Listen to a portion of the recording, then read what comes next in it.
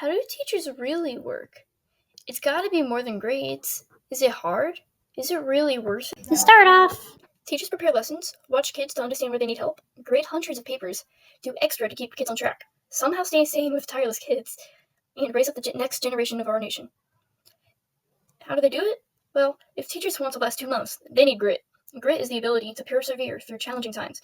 Being a teacher is a hard job, oftentimes cutting into their off days.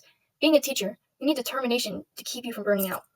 So basically, it's not worth it, and I'm done here. shut up, I'm not done.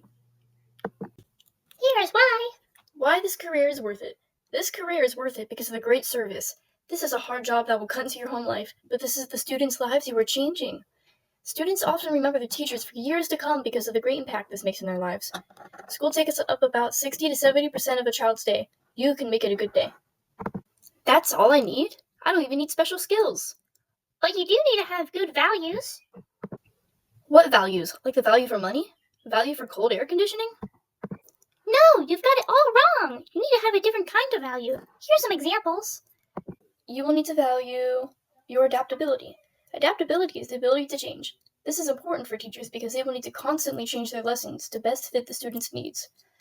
You also need to value patience. Patience is the ability to wait despite the want not to.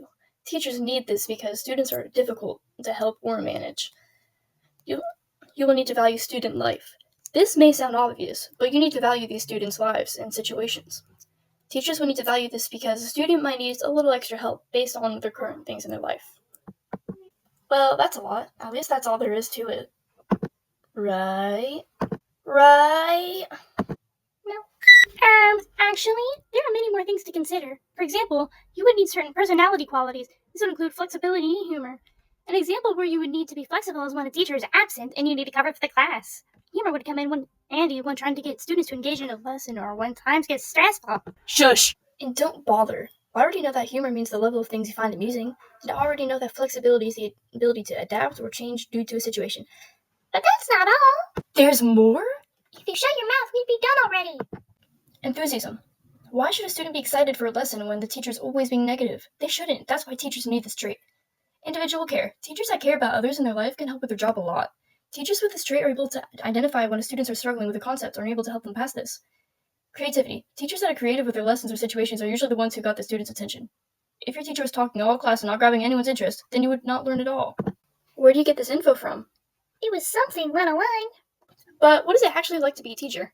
According to the Bureau of Labor Statistics, the salary range is $48,060. There are 65,220, and the job outlook is 4%. And there are requirements. You must obtain a bachelor's degree, complete educator preparation program, pass certification program, submit a state application, and complete fingerprinting.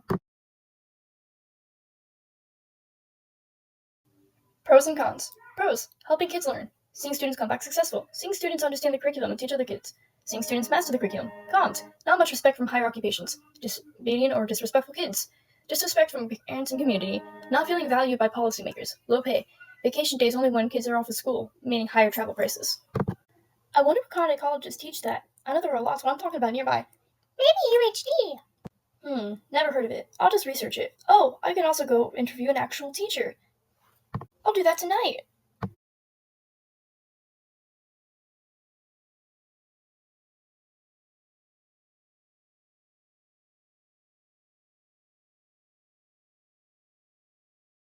Professor Lambright, teacher for 30 years, taught elementary, secondary, and high school.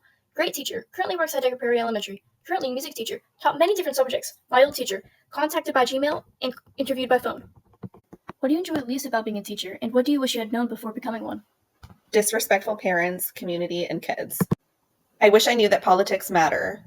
Policymakers don't know how classrooms run, but teachers don't get a say-so in policymaking. What do you enjoy most about being a teacher? What is most rewarding? When students master the curriculum, it's really nice to see when they help others understand it too. It's great when my old students come back after graduation, and sometimes they come back as teachers. I like to know I didn't burn them out.